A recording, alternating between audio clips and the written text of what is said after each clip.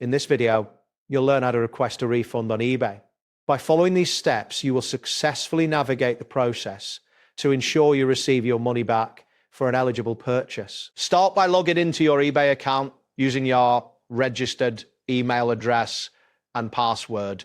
Once you are logged in, you should see your account dashboard. From the dashboard, locate and click on the Purchase History link, which is typically found in the drop-down menu under My eBay.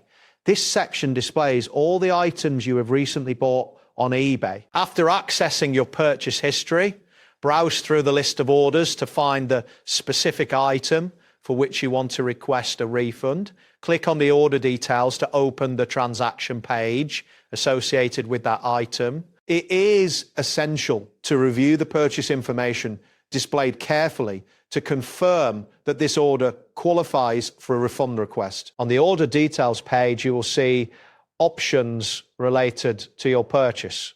Look for the button labeled Return this item or Request a refund. Click on this option to initiate the refund process. eBay will prompt you to select a reason for your refund request. Choose the option that best reflects the issue you encountered with the order. In some cases, you may be required to provide additional details or upload photos as proof of the issue. This information can assist the seller in understanding your situation more clearly. Once you have filled out the necessary information in the form, submit your request to the seller by clicking the appropriate button. After you submit the request, the seller will be notified of the issue.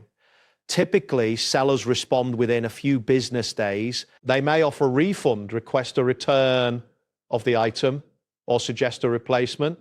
It is important to follow the instructions provided by the seller to complete the process. If you do not receive a response, you can escalate the matter by asking eBay to intervene. eBay will review the case and assist in resolving the problem. Once the refund is approved, it will be processed back to your original payment method. That wraps up today's guide. Thanks for watching and catch you in the next tutorial.